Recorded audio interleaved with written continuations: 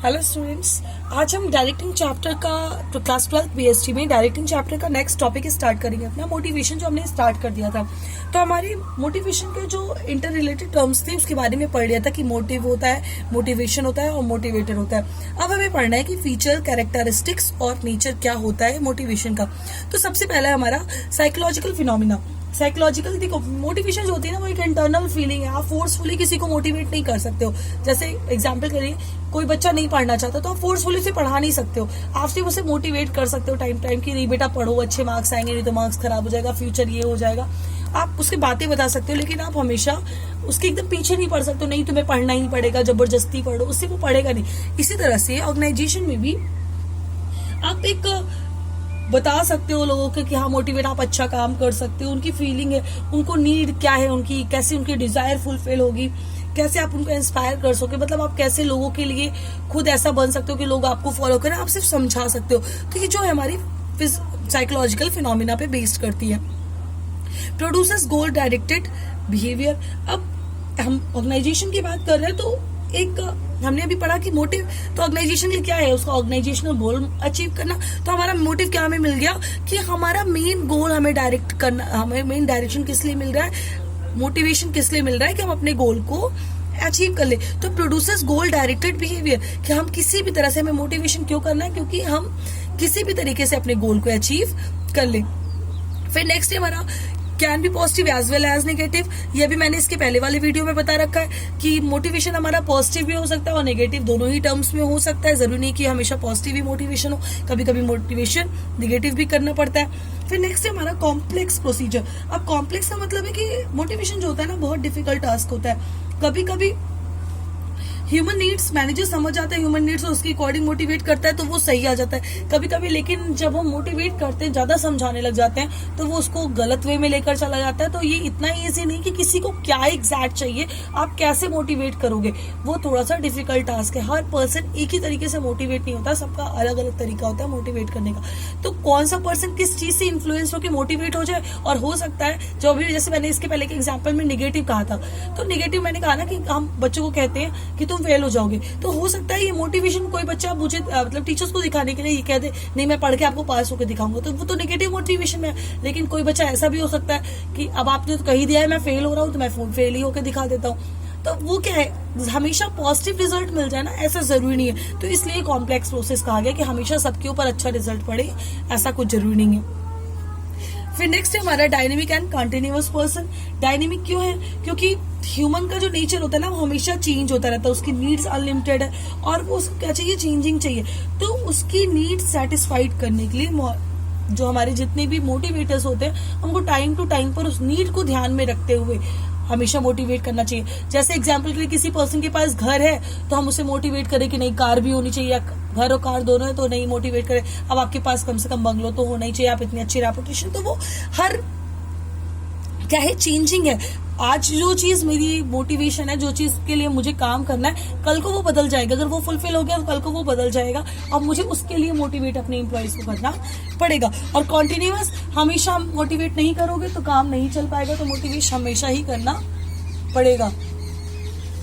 अब इसी बिहाफ पर मैस्लो ने एक नीड हायरार्की थ्योरी बनाई थी कि कैसे आप जानोगे कि किसकी क्या नीड है, कैसे हम नीड्स को फुलफिल करेंगे। तो मैस्लो ने एक नीड हायरार्की थ्योरी बनाई और इसी डिजायर को कि कैसे हम डिजायर को फुलफिल करते हैं या कैसे हमारी डिजायर्स होती है, ये मैंने 5 पॉइंट्स में नोट किया, जो आपको इसी पॉइंट्स में Maslow need hierarchy theory exam में पूछी जाती है।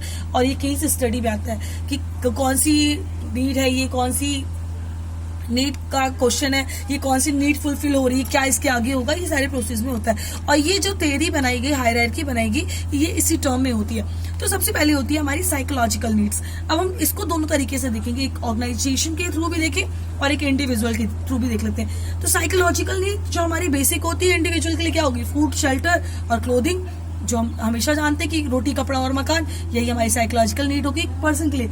और लेकिन अगर ऑर्गेनाइजेशन के लिए हमें क्या होगी कि उसे मिनिमम बेसिक सैलरी तो मिलनी ही चाहिए ना।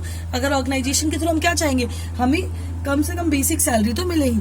फिर सेकंड है हमारी, जैसे ही हमारी ये बेसिक नीड फुलफिल हुई, वैसे हमारी आती है safety and security need. Safety and security need का मतलब, आप अपने लिए भविष्य के लिए इसको सोचोगे कि मुझे सिक्योर रहना है, हमेशा तो ऑर्गेनाइजेशन में वर्क नहीं कर सकते, तो मुझे अपने भविष्य को भी देखना है, अपने आप को सुरक्षित भी करना है। जैसे अगर एग्जाम्पल के लिए मैं कहूँ कि हम सेविंग करना शुरू करें और इकोनॉमिक सिक्योरिटी करना शुरू करें, जैसे हम एफडीज करा लेते हैं, कहीं एनएससी में पैसा रख रहे हैं, ये सारी चीजें हमारी आगे सेफ्टी एंड सिक्योरिटी नीड में। लेकिन ऑर्गेनाइजेशन के लिए एम्प्लॉय क्या चाहता है कि उसकी जॉब कॉन्फ़िगर्ड हो जाए, यानी कि जॉब उसकी सिक्योर हो जाए, इसके अलावा उसको प्रोविडेंट फंड मिले या फिर पेंशन मिलती रहे, तो वो ऑर्गेनाइजेशन के साइड से भी सेफ्टी एंड सिक्योरिटी नीड हो गई। अब थर्ड है हमारा सोशल नीड्स। जिस सोसाइटी में हम रहते हैं वहाँ की हमें कुछ ऐसी नीड्स होती है ना जिसे फुलफिल करना पड़ता है। आप जहाँ पर रह रहे हो वहाँ पे अगल बगल शादी पड़ रही है, शादियों में जाना है, बर्थडे में जाना है, तो वहाँ की भी तो कुछ चीजों को हमें फुलफिल करना होगा ना। तो एक इंडिविजुअल के लिए, जैसे एग्जाम्पल के लिए लव हो गया, अफेक्शन हो गया, रिलेशनशिप हो गया, तो उसको फुलफिल करना एक ह्यूमन के लिए, एक इंडिविजुअल के लिए सोशल नीड्स है। लेकिन ऑर्गेनाइजेशन के लिए क्या है कि जो भी एम्प्लॉयज काम कर रहे हैं उनके साथ एक इंडिविजुअल उसका रिलेशन बना और उसके उसे फुलफिल करना पड़ेगा, तो उनका कॉर्डाइल रिलेशंस होना जरूरी है। फिर नेक्स्ट है हमारा स्टीम नीड। अब स्टीम नीड का मतलब होता है कि जो एम्प्लॉय है उसको रिस्पेक्ट मिलनी चाहिए। जैसे ही सारी नीड कंप्लीट हो जाती है, उसके लिए सबसे जरूरी होती है कि उसकी स्टीम नीड कंप्लीट हो, कि वो चाहता है कि जो भी लोग ग्रुप में हैं वो उसको हमेशा रिस्पेक्ट करें। तो इंडिविजुअल के लिए क्या है कि सोसाइटी में उसकी जो स्टेटस है वो मेंटेन हो जाए, और ऑर्गेनाइजेशन में क्या चाहिए उसे, ऑर्गेनाइजेशन में कैसे हमारी नीड फुलफिल होगी, प्रमोशन मिल जाए या फिर स्टेटस मिल जाए, स्पेशल स्टेटस कुछ बना दिया जाए उस एम्प्लॉय का, तो वो एम्प्लॉय की नीड फुलफिल हो जाएगी। इन सारी नीड्स को फुलफिल करने के बाद सबसे इंपॉर्टेंट आती है self actualization need. Self actualization need का मतलब होता है, अब ये तो हमारी नीड हो गई, इन सबकी नीड जब फुलफिल हुई तो एम्प्लॉय ये देखता है कि अब उसे किस जगह तक पहुंचना है, यानी वो अभी और कितना उठना चाहता है। कि जैसे मैंने कहा घर नहीं था तो घर से उसने शुरू किया, अब वो बंगलो है, उसके पास खुद की कार हो गई, सारी चीजें। तो खुद को ये चेक करना कि मुझे और क्या क्या चीजों की जरूरत है, वो हमारी सेल्फ एक्चुअलाइजेशन नीड होती है।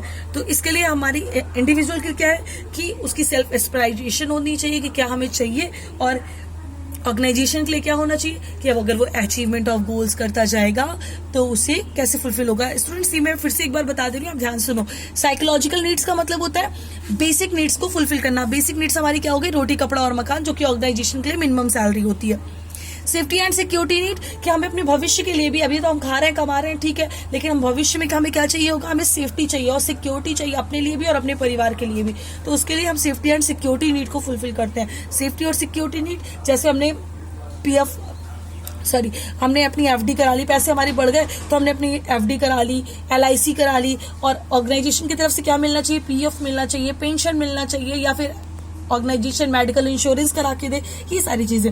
फिर थर्ड, सोसाइटी में रह रहे हैं तो सोसाइटी की नीड को फुलफिल करना है, यानी कि आसपास के लोगों से व्यवहार बना के रखना है, और उसी व्यवहार के लिए हमें सोशल नीड्स फुलफिल करनी है। तो ये हमारी सोशल नीड्स हो गई। इनसे तीनों चीजों को मिलने के बाद स्टीम नीड का मतलब होता है रिस्पेक्ट ऑफ द इम्प्लॉइज, कि इम्प्लॉइज की रिस्पेक्ट होनी चाहिए। तो अगर पैसा ज्यादा कमा रहा है तो उसका सोसाइटी में भी क्या होनी चाहिए, इज्जत होनी चाहिए, यानी कि रिस्पेक्ट होनी चाहिए। और ऑर्गेनाइजेशन के लिए उसके लिए भी एक प्रॉपर स्टेटस होना चाहिए। And last is self actualization. जब सब कुछ मुझे मिल गया तो मुझे ये भी देखना है, सेल्फ एक्चुअलाइजेशन में मुझे मिलना चाहिए। तो सेल्फ एक्चुअलाइजेशन का मतलब होता है कि अब मुझे किस जगह पर पहुंचना है, हमारा क्या गोल होगा और मुझे कहां तक पहुंचना है, तो वो हमारा सेल्फ एक्चुअलाइजेशन। अब जिसके पास जो चीज नहीं कंप्लीट हो उसके अकॉर्डिंग कंप्लीट करना और ऑर्गेनाइजेशन के गोल को अचीव करना। तो स्टूडेंट्स, ये हमारा हो गया Maslow need hierarchy theory. It is most important, आप इसे ध्यान से देख लेना। Okay, thank you class.